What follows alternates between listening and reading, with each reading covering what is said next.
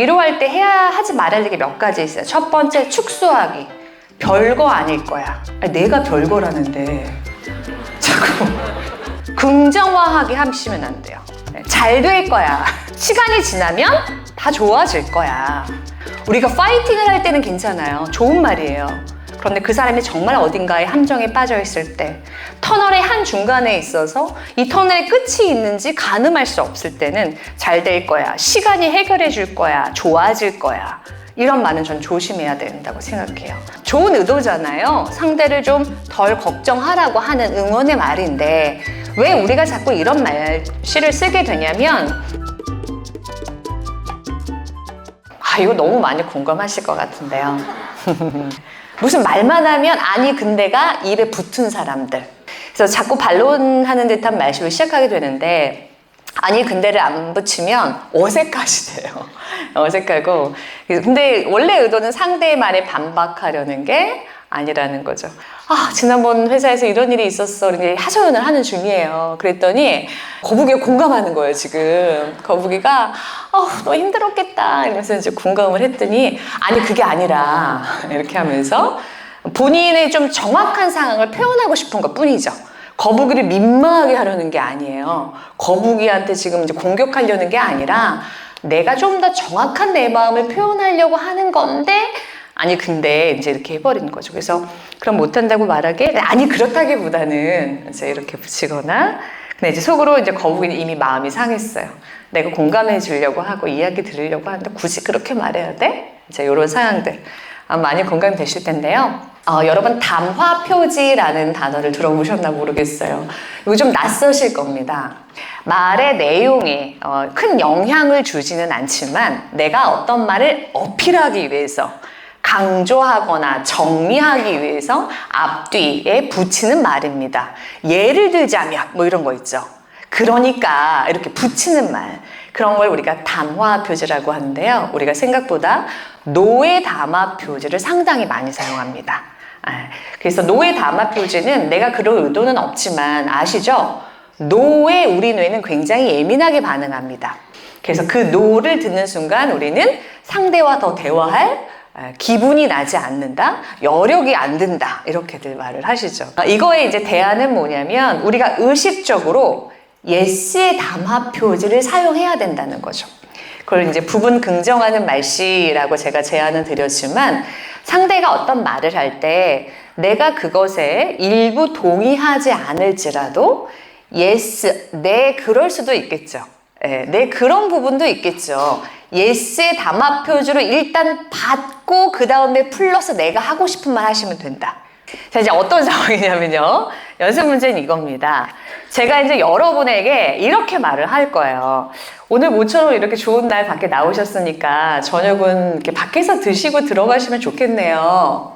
이렇게 말을 할 거예요. 자, 근데 여러분은 어떤 상황이냐면, 나는 그럴 계획이 없어요. 나는 오늘 저녁 밖에서 안 먹는데? 그런데 저한테 지금 뭐 하시면 안 돼요? 아니요. 아니요, 그렇지 않고요. 아니, 그렇다기보다는 약속이 있어서요. 노의 담화 표지로 받으시면 안 되는 거예요. 그럼 뭘로 받으셔야 돼요? yes의 담화 표지로 받으셔야 됩니다. 네, 그럴 수도 있겠어요. 네, 그러면 좋고요. 난 계획이 없지만, 네, 그러면 좋고요. 네, 그런 분들도 많겠어요. 아쉽게 저는 집에 일이 있어서 못 먹고 가야겠네요. 내가 하는 말은 뒤에 붙이고 상대의 얘기를 yes로 받을 때 귀가 다치지 않는다. 가장 쉬운 스텝 1이었어요. 자, 두 번째는요. 좀 전의 것은 내가 그럴 의도는 없지만 습관적으로 아니 근데 이런 말이 나온 거였다면, 이번 거는 작정하고 힘주어서 반대하는 말을 사용하는 겁니다. 서로 의견이 다른 겁니다. 이분은 야 그게 아니지, 야 그게 아니라, 이런 말들을 자꾸 사용하게 되신다는 거예요. 서로 생각이 다를 때 부정하는 말을 쓰니까 이걸 자주 쓰면 상대의 표정이 점점 안 좋아지는 게 느껴진다. 근데 이 말씀을 주셨던 분의 가장 희망적인 거는 상대의 표정은 본다는 거예요. 근데 생각보다 자기 주장을 하는 사람들이 나를 보느라 상대의 표정을 놓치기도 많이 하는데, 그거는 희망적입니다. 자, 우리가 이제 상대의 메시지를 고려하지 않는 이제 이런 거, 그게 아니지. 그러지 말고, 이 대신에 우리는 앞에서 이제 예스 담화 표주를 받아야 된다는 건 배웠잖아요. 거기서 우리는 플러스 이걸 또 배워볼 겁니다. 타당화하기라고 들어보셨나 모르겠어요. 내가 그 생각에 동의하지는 않습니다. 내가 그 생각에 공감되지는 않아요. 여러분, 동의되지 않는데 동의한 척 하지 마세요. 이해하지 않았는데, 못하겠는데, 우리 그냥, 그래, 이해해. 이런 말 잘하시죠? 그래, 이해해 하면서 내 말을 이어가는 경우들 많거든요. 저는 오히려 그런 대화 하지 마시라. 이렇게 제안드리고 싶어요. 그럴 때는 이제 타당화한다는 건 뭐냐면, 나는 그런 시야로 보이진 않지만, 상대는 그렇게 보일 수 있겠다. 나는 동의하지 않지만, 상대는 나름의 이유와 맥락이 있겠다. 이게 타당화학인데요. 얼마 전에 제가 이제 유튜브를 좀 채널을 이거 보다가 신동엽 씨가 운영하는 그 채널을 보다가 이런 에피소드를 들었는데 되게 와닿았어요. 그 신동엽 씨가 그 시력이 되게 좋았을 때, 그래서 어떤 한 후배가 안경을 쓰고 있길래 그 태가 참 예뻐서 야, 이 태 예쁘다. 나도 한번 써보자. 이래서 이제 그냥 안경을 딱 썼는데 그 안경을 쓰자마자 세상에 너무 잘 보이더래요. 그러니까 내가 그렇게 시력이 떨어진 줄 모르고 그냥 예뻐서 써봤는데 세상이 정말 다르게 보이더랍니다. 좀 전까지 안 보이는 것들이 너무 환하고 정확하게 보이는 그 경험을 하면서 누군가는 같은 세상을 봐도 이렇게 전혀 다른 초점으로 전혀 다른 시각으로 보겠구나. 이런 큰 깨달음을 얻었다. 이 얘기를 보면서 저는 이 장면이 떠올랐어요. 타당화학이란 내 시각에선 안 보여요. 그러나 그 사람이 쓴 안경으로는 보일 수도 있다. 그러면 도대체 그 한 문장은 어떻게 해야 될까? 바로 연습 문제 가볼게요. A, B가 같이 일을 하고 있어요. 서로 의견이 달라요. A는요. 시간을 조금 더 가져서 자료조사를 더 많이 했으면 좋겠어요. 근데 B는 생각이 달라요. B는 빨리 실행을 했으면 좋겠습니다. 빨리 일을 진척하기를 바라는 상황입니다. 타당화하기를 조금 구분해 보자면 세 가지 영역에서 타당화를 할 수 있어요. 나는 그렇게 생각하지 않지만 그렇게 생각하고 느끼고 판단한 사람을 타당화할 수 있죠. 그렇게 느낄 수 있겠네요. 그렇게 판단할 수 있었겠어요. 사람을 타당화해주는 문장을 하게 되면 상대가 귀를 닫지 않고 그 다음에 내 이야기를, 내 유능성을 펼치는데 훨씬 더 유리한 입장에 서게 되는 거죠.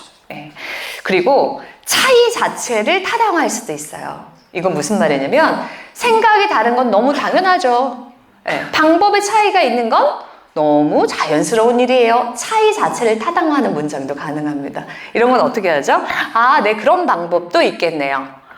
그럴 수도 있겠네요. 네, 그렇게 서로 지금 방법이 다르네요. 서로 의견이 다르지요. 차이 자체를 인정하는 것도 차이의 타당화다. 이렇게 볼 수 있고요.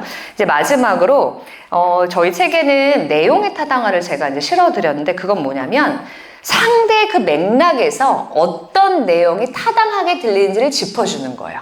내가 자료조사를 좀 더 많이 해서 완성도를 높이고 싶다는 말이죠. 그러면 어떻게 받을 수 있냐면 완성도 측면에서 보면 그게 중요할 수 있겠어요. 우리가 완성도를 높이려면 시간이 필요하겠네요. 그리고 저는 우리가 효율 측면에서 한번 생각해 봤으면 좋겠어요. 내로 받고 내용의 타당성 인정해 주는데 내 이야기도 플러스로 그리고의 형태로 동등하게 제시하는 것. 이게 따뜻하고 유능한 협력의 대화 방식이다. 저는 이 위로에 대한 키워드를 알리기 위해서 계속 애를 쓰고 있는데요. 저는 이게 우리의 심폐소생술 같은 거라고 생각해요.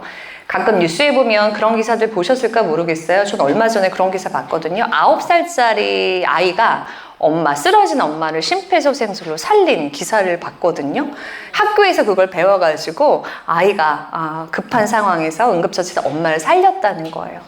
그게 대화에 있어서는 위로의 말씨가 아닐까 싶어요. 우리한테 그 실력이 있다면 내가 그 사람을 책임질 수는 없지만 그 사람의 그 순간만큼은 지켜낼 수 있지 않나 싶어요. 이분의 고민도 이런 거였어요. 이제 위로하고 싶을 때 걱정하지 마. 별일 아닐 거야. 잘 될 거야. 다 다 누구나 그런 고민하지. 이제 이런 말을 하는데 이게 대수롭지 않아 하는 말투처럼 들릴까봐 걱정된다는 거죠. 그래서 위로의 말을 찾기가 좀 어렵다. 제 진심을 잘 전달하고 싶다. 이제 이런 거지요. 위로할 때 하지 말아야 될 게 몇 가지 있어요. 첫 번째, 축소하기. 별거 아닐 거야. 아니, 내가 별거라는데 자꾸 별거 아닐 거야. 이렇게 워워 하는 거 하지 마시고요. 긍정화하게 하시면 안 돼요. 긍정화하기는 뭐죠? 잘 될 거야. 시간이 지나면 다 좋아질 거야. 정말 그 사람이 함정에 빠졌을 때는 그런 말 유의하셔야 돼요. 우리가 파이팅을 할 때는 괜찮아요. 좋은 말이에요. 그런데 그 사람이 정말 어딘가에 함정에 빠져 있을 때, 터널의 한 중간에 있어서 이 터널의 끝이 있는지 가늠할 수 없을 때는 잘 될 거야. 시간이 해결해 줄 거야. 좋아질 거야. 이런 말은 전 조심해야 된다고 생각해요. 그리고 세 번째는 일반화하기. 다 그래. 내가 힘들다고 할 때, 그때쯤이면 다 그런 고민하지. 그럴 때는 다 그럴 수 있어. 네, 그럴듯한 말투나 말씨는 사용하지 않으셔야 됩니다. 이게 왜 그러냐면 좋은 의도잖아요. 상대를 좀 덜 걱정하라고 하는 응원의 말인데 왜 우리가 자꾸 이런 말씨를 쓰게 되냐면 부정적인 감정을 어떻게 다루어야 할지 우리가 서툴기 때문이에요. 여러분은 친구가 나에게 부정적인 감정을 드러낼 때 어떤 타입이세요? 1번. 어머, 나한테 감정을 표현하다니. 정말 우리 관계는 신뢰의 관계. 나는 그렇다 그럼 1번. 2번. 그래서 우리 사이에 이 정도도 말 못한다고? 나는 2번이다. 여러분 몇 번이세요? 1번이긴 참 쉽지 않죠. 그러니까 그 말뜻은 여전히 부정적인 감정이 도드라질 때 서로 어떻게 다루어야 할지를 모릅니다. 빨리빨리 넘기거나 숨기거나 회피해버리는 방식이 우리가 감정을 다루는 방식이어서 우리가 위로를 하는 그 순간에조차도 빨리빨리 감정을 긍정화하고 축소하고 일반화해버리면서 불을 꺼버리는 거죠. 이 감정의 특성은 언제 빨리 소멸되냐면 알아봐주고 불편하게 보유할 때 소멸되는 거예요. 누가 걱정된다고 하면 걱정되지, 걱정될 수 있어. 네 입장에서 충분히 걱정되겠지. 그렇게 그냥 그 불편함을 서로 담담하게 서로 지고 있을 때 그 불편함이 사라진다. 이렇게 보셔야 되는 거예요. 그렇게 불안한 건 아주 당연해. 아주 자연스러워. 이런 태도로 담담하게 받아주시는 걸 정상화하기라고 합니다. 제가 이제 기업에 이제 선후배가 대화하는 장면에 대한 모니터링도 참 많이 해봤는데 저는 제일 이해 안 되는 그 문장 중에 하나가 이거였어요. 선후배가 서로 면담을 해요. 근데 분위기가 좀 안 좋은 면담이었어요. 일이 잘 안 됐거든요. 그럼 선배가 이렇게 말하더라고요. 너무 서운해하지 마. 너무 조급해하지 마. 여러분 그 누구도 타인의 감정에 대해서 하라 하지 마라 할 권리는 없습니다. 어떻게 하셔야 돼요? 네, 서운할 수 있지. 그래 서운해 표정을 보니까 많이 서운해 보이네. 그게 불편해요. 같이 들고 있기가. 그냥 같이 들고 있으면 그게 위로입니다. 어떤 말을 해주려고 하지 마시고 내가 강연에서 들었던 좋은 글귀를 자꾸 알려주려고 하지 마시고 함께 들고 있는 존재가 있는 것만으로도 그 감정을 정상화해주는 사람이 있다는 것만으로도 좋은 위로가 된다. 그래서 뭔가 이제 취소될까봐 걱정을 하는데요. 걱정되는구나. 그리고 나서 내가 해주고 싶은 말이 있잖아요. 그건 그 다음에 하시면 돼요. 항상 엔드 그리고로. 예, 걱정되지. 그리고 괜찮다고 했으니까 일단 내일까지 기다려보고 다시 확인해보자. 이런 방식으로 따뜻함과 유능함을 같이 쓰시는 방식으로 위로를 하셨으면 좋겠습니다.